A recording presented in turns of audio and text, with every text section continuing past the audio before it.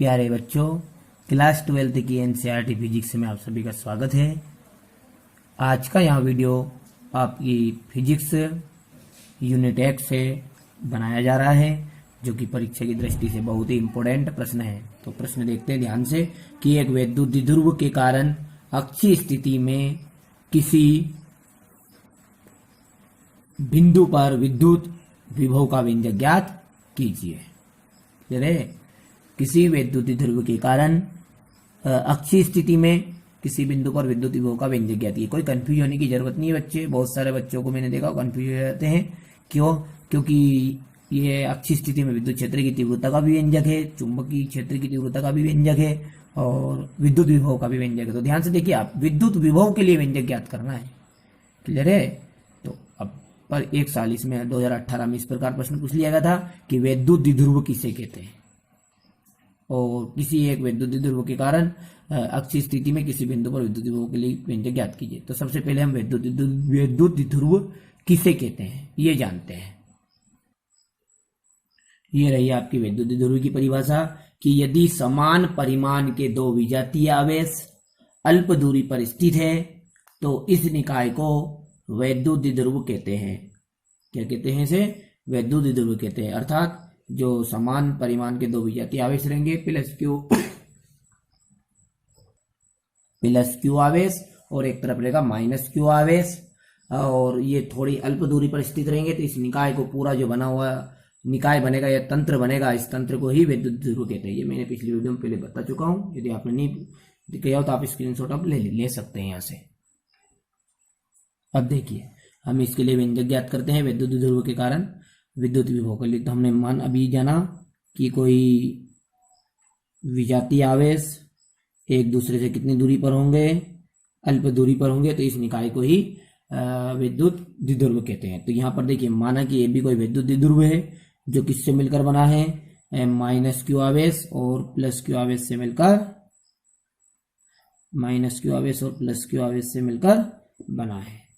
इसको मिला देते हैं कि आप ध्यान से सुनिएगा। ये लाइन हम लिखेंगे वैसे थ्योरिकल, और थ्योरिकल के नंबर मिलते हैं आपको। ऐसा नहीं कि थ्योरिकल आपको लिखना नहीं है, आपको मैं बिल्कुल तरीके से बताने का प्रयास करता हूँ ताकि आपके 5 नंबर की यूनिट है, 5 अंक का एक क्वेश्चन आएगा, ताकि आपको 5 के 5 पूरे नंबर मिल सके। देखिए, तो माना कि ये भी कोई वैद्युत द्विध्रुव है जो माइनस क्यू और प्लस क्यू आवेश से मिलकर बना है।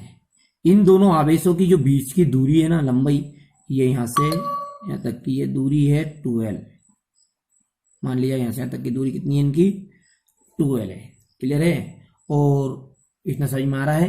फिर से बोल रहा हूं मैं कि माना कि ए बी कोई वैद्युत द्विध्रुव है जो प्लस क्यू और माइनस क्यू आवेशों से मिलकर बना है। इन आवेशों के बीच की लंबाई भी बोल सकते हैं, इसे प्रभावकारी लंबाई भी बोलते हैं, पर अपन ने दूरी बोल दिया तो दूरी बोल दीजिए।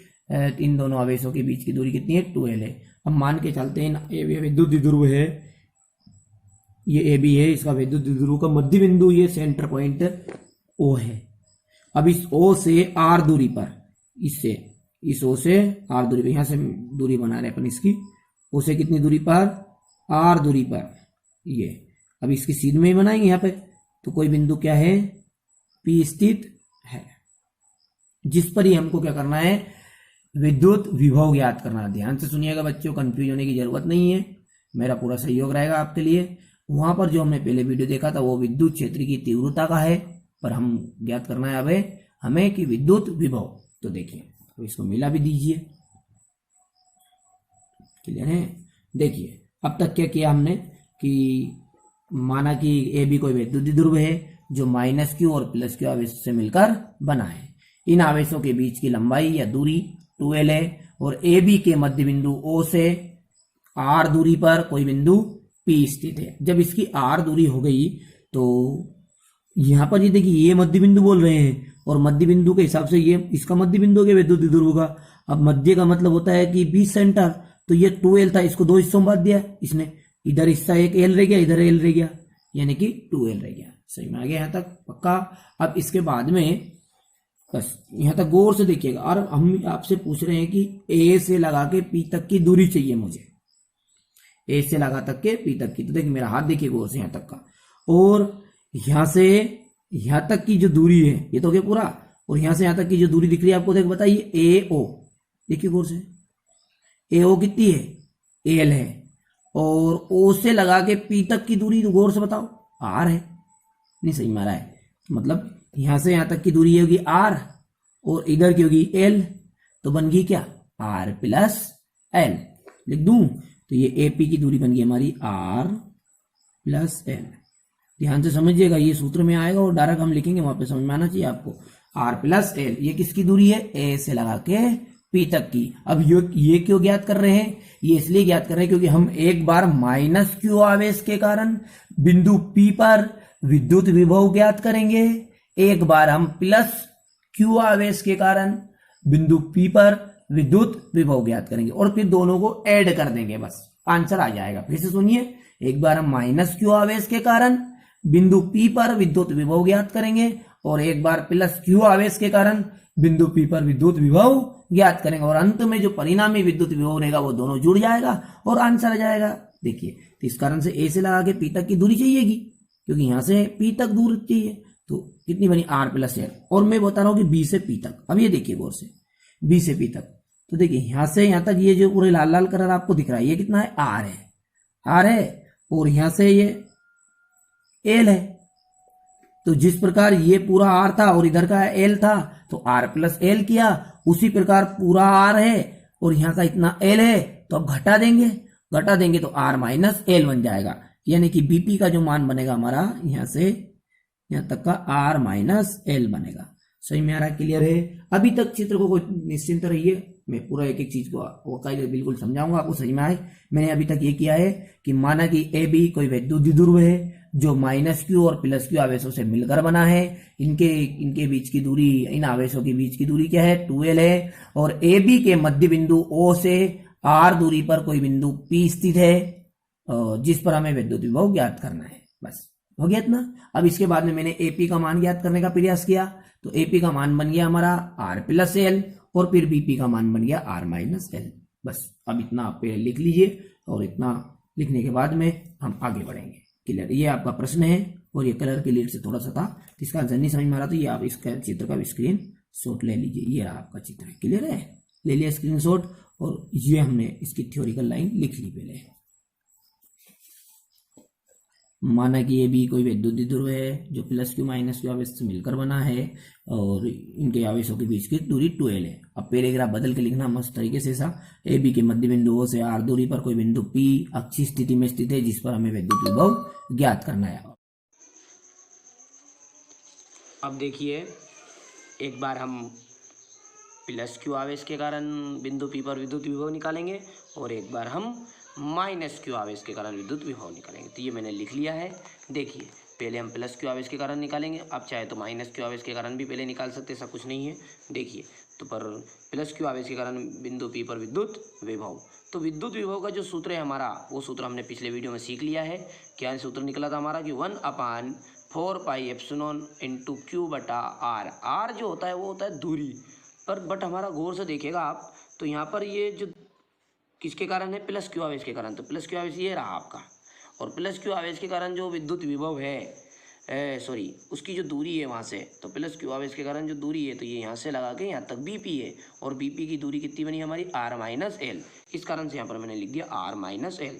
और अब हम माइनस क्यू आवेश के कारण बिंदु पी पर विद्युत विभव निकाल लेंगे। तो देखिए किस प्रकार, तो देखिए मैंने लाइन लिख ली है कि माइनस क्यू आवेश के कारण बिंदु पी पर विद्युत विभव, और विभव का जो सूत्र है हमारा वही का वही रहेगा, V = 1/4 pi epsilon into Q बटा आर। आर मीन्स होता है दूरी, वहाँ पर तो दूरी देख लेते हैं हम माइनस क्यू की हमारी, तो माइनस क्यू की दूरी हमारी बन गई आर प्लस एल, केवल इतना सा फर्क आ जाएगा। तो देखिए, तो हम लिख देंगे, वहाँ पर हमने प्लस क्यू आवेश के कारण निकाला था, इस कारण से हमने उसको दो विभव हो गए, तो इस कारण से हमने उसे V1 नाम दे दिया, और अब इसे नाम दे देते हैं V2। तो यहाँ पर हम लिखेंगे सूत्र 1/4 पाई एप्सिलॉन इंटू क्यू बटा दूरी, बोलिए दूरी, तो दूरी गौर से देखेंगे तो यहाँ बनेगा हमारा ए से लगा के पी तक, और ए से पी तक का मान है हमारा आर प्लस एल। क्लियर है। और पर ध्यान दीजिएगा, एक बात नोट करिएगा बच्चों, आपको ये लिखना नहीं है, पर आपको दिमाग में अच्छी तरह बिठाना है बात, कि जो प्लस क्यू आवेश है यानी कि धनात्मक आवेश के कारण विद्युत विभव धनात्मक होता है और ऋणात्मक आवेश के कारण विद्युत विभव ऋणात्मक होता है। फिर से रिपीट कर रहा हूँ मैं आपके लिए कि यदि कोई प्लस क्यू आवेश है तो उसके कारण जो उत्पन्न विभव होगा वो धनात्मक होगा, और यदि कोई माइनस क्यू आवेश है तो उसके कारण उत्पन्न विद्युत विभव ऋणात्मक होगा। या फिर आपकी बुक में, कई बुक में इस प्रकार भी दिया है कि धनावेशित वस्तुओं के कारण विभव धनात्मक उत्पन्न होता है और ऋणावेशित वस्तुओं के कारण विभव ऋणावेशित उत्पन्न होता है। तो देखिए यहाँ पर हमारा माइनस क्यू आवेश है, इस कारण से विभव का जो मान रहेगा वो कैसा रहेगा, धनात्मक कि ऋणात्मक, तो ऋणात्मक आएगा, इसलिए मैं आगे यहाँ पर ऋणात्मक कर सकता हूँ। आप चाहे तो यहाँ भी कर सकते हैं, बात वही है बराबर। तो ये आपका बन गया समीकरण नंबर 2। अब बच्चों चूंकि हम जानते हैं कि बिंदु P पर हमें विद्युत विभव ज्ञात करना है, तो अब ये तो हो गया माइनस क्यू आवेश के कारण और प्लस क्यू आवेश के कारण, तो परिणामी विद्युत विभव हम निकालेंगे। तो उसकी लाइन लिख लेते हैं। तो क्या लिखेंगे, अतः बिंदु P पर परिणामी विद्युत विभव, चूंकि बच्चों जो विभव है अदिश राशि है, इसके कारण इसका जो परिणामी विद्युत विभव निकलेगा वो दोनों जुड़कर निकलेगा। इस कारण से क्या निकलेगा हमारा विद्युत विभव, V equal V1 plus V2 हो गया। और V1 का जो मान है हमारा, ये हमारा V1 का मान रहा था इधर, ये नोट कर लीजिएगा आप अच्छे से दिमाग में अपने, 1/4πε/Q बटा R माइनस एल, गौर से देखिएगा R माइनस एल। और V2 का मान ये रहा आपका, तो पहले V1 का मान रख देते हैं, देखते हैं। तो V इक्वल 1/4πε/Q बटा R माइनस एल हो गया। और अब एक चीज़ और है, तो आगे ये प्लस है पर लेकिन जो हमारा मान है V2 का वो माइनस का है, इस कारण से प्लस और माइनस का इनटू जब होता है तो उत्तर आ जाएगा माइनस का, और इसको लिख देंगे 1/4πε/Q बटा R प्लस एल। अब बच्चों इनमें से कॉमन निकाल लीजिए, जो कॉमन निकल रहा है, ये तो आप जानते ही हैं, मैथ में आपने 10th में भी सीखा हुआ, 11th में भी, 12th में भी अभी। तो देखिए 1/4πε/Q, और जो अंदर बच गया वो उसे बता दीजिए। यहाँ से कोई भी नहीं बचा तो 1 बच गया ऊपर से बटे में, यहाँ से R माइनस एल बच गया है। देखिए उसी प्रकार यहाँ से माइनस का चिन्ह, ऊपर से ये Q चला गया तो बच गया 1, और अपान ये तो चला गया, बच गया कौन, R प्लस एल। देखिए अब इसका गुना इधर कर लेंगे, इसका गुना इधर कर लेंगे, आपस में यानी तिर्यक गुना जिसे बोलते हैं हम, कर लीजिए फटाफट। 1/4πε/Q, और इसका गुना इधर करिए तो R प्लस एल, और बीच में माइनस है तो माइनस लगा दीजिए, R माइनस एल, और बटे में क्या रह गया। देखिए ये सूत्र हमने जाना है, बचपन से जानते आ रहे हैं, और 10th में पढ़ा है, 11th में पढ़ा होगा आपने। तो देखिए एक बार प्लस का और एक बार माइनस का, यानी a प्लस बी और a माइनस बी का सूत्र होता है a square minus B square. तो देखिए a स्क्वायर जब बोलेंगे तो क्या लिखेंगे, R स्क्वायर, b स्क्वायर जब बोलेंगे तो l स्क्वायर। समझ में आ गया। अब गौर से देखिए इस चिन्ह का अंदर गुना कर दीजिए, तो R तो हो जाएगा माइनस का और l हो जाएगा प्लस का, तो ये V इक्वल हो जाएगा आपका 1/4πε/Q, और अंदर क्या रह गया आपका R प्लस एल, और ये माइनस का R हो गया है और ये L प्लस का हो गया है, और ये square R square minus L square. पक्का। अब आगे देख लेते हैं। और बच्चों ये एल आर से आर कट रहा है, अब बता दीजिए एल ने एल हो जाएगा 2L।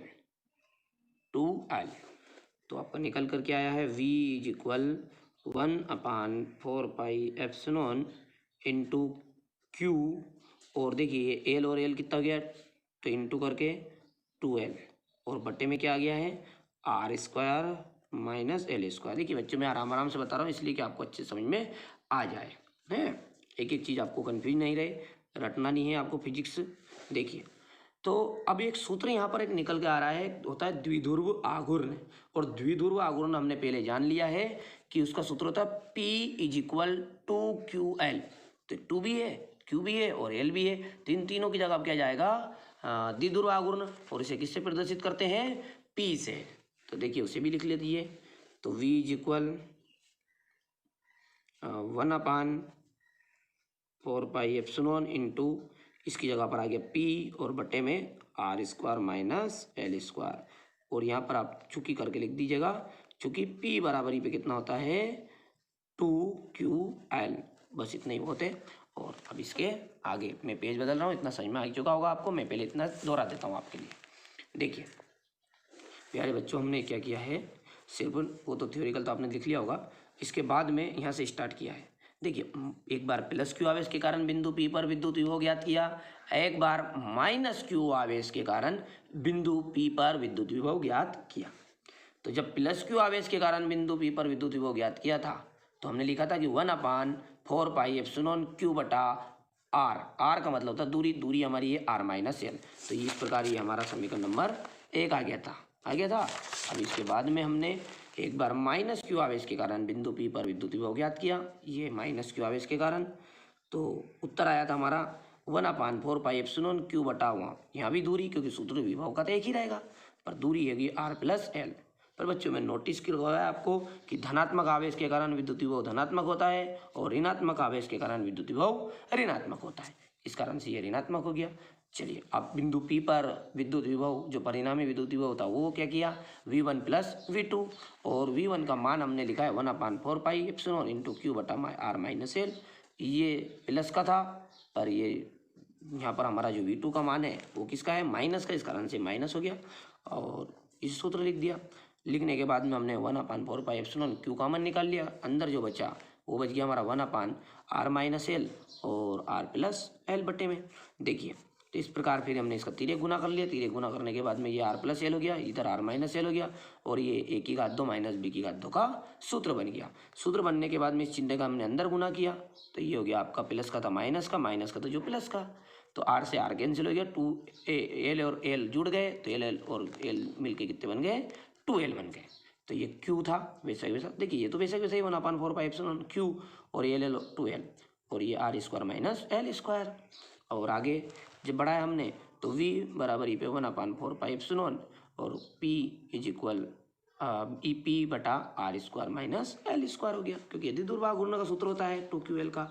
अब देखिए आगे जब करेंगे हम, मान ले जाए, क्योंकि वैसे बच्चों आप जानते हैं कि विद्युत द्विध्रुव किन्हें कहते हैं, तो विद्युत द्विध्रुव हम उन्हें बोलते हैं दो विजातीय आवेश और एक दूसरे से कैसे हो, अल्प दूरी पर हो। क्योंकि विद्युत द्विध्रुव के कारण हम अक्षीय स्थिति पर विद्युत विभव ज्ञात कर रहे हैं, तो चूंकि हम जानते हैं कि जो विद्युत द्विध्रुव होते हैं उनकी दूरी भी कैसी होती है, अल्प होती है। क्योंकि इसकी परिभाषा सीखा हमने, ये परिभाषा क्या थी कि दो विजातीय आवेश जब एक दूसरे से अल्प दूरी पर स्थित हो तो उस तंत्र को, उस निकाय को विद्युत द्विध्रुव कहते हैं। तो कहने का मतलब है कि ये जो विद्युत द्विध्रुव है, इन दोनों के बीच की दूरी, ये जो 2L है, ये वास्तव में बहुत कम है, यानी A और B तक के बीच की दूरी क्या है, अलग अलग है, बहुत नॉर्मल है, छोटी है। अब जब छोटी है ये, तो उस कंडीशन में ये R तो पहले दूरी है इसे, तो उस कंडीशन में क्या रहता है, इस L का मान हम नगण्य कर देते हैं। नगण्य का मतलब क्या होता है, 0 कर देंगे।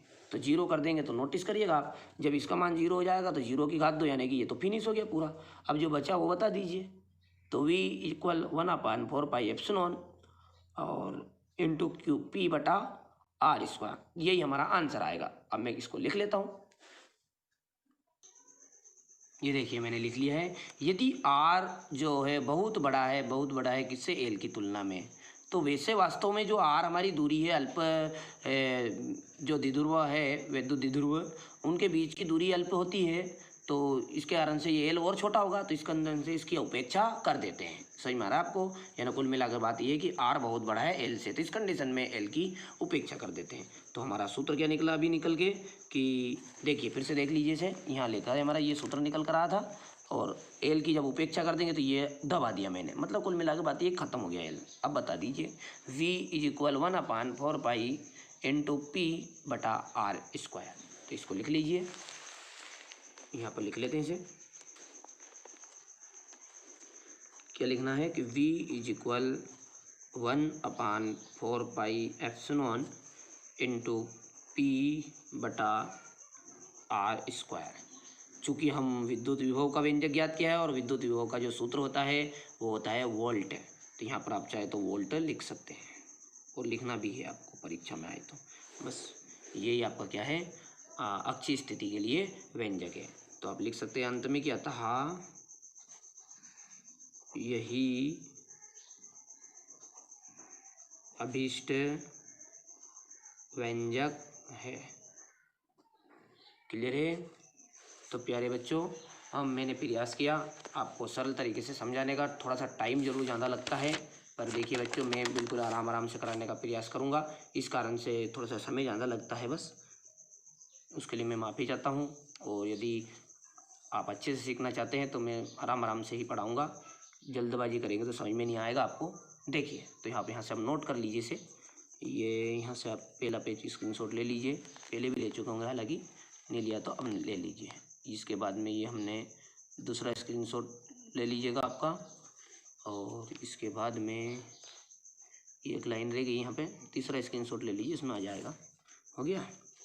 इसके बाद में आगे का जो स्टेप लिया गया था ये हमने यहाँ से किया है। रुकिएगा आप, मैं बताता जाऊँगा। हाँ, अब ले लीजिए इसे। हो गया? और ऐसा होने के बाद में सॉरी ये मिस्टेक हो गई यहाँ पर। ये आपका दूसरा स्क्रीनशॉट यहाँ से ले लीजिएगा।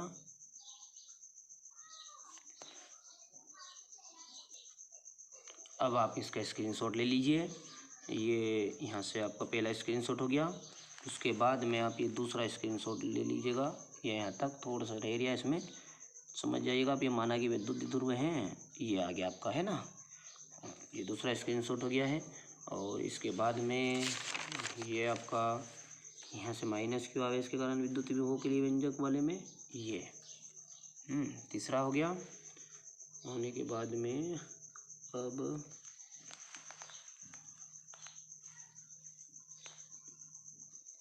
ये हो जाएगा चौथा। क्लियर है? और वैसे तो आप करेंगे जिसमें आपको अपने आप ही कर लेंगे। और इसके बाद में ये लास्ट में हो गया आपका, और कर लिया। इसके बाद में ये अंत में आपका स्क्रीनशॉट है लास्ट में।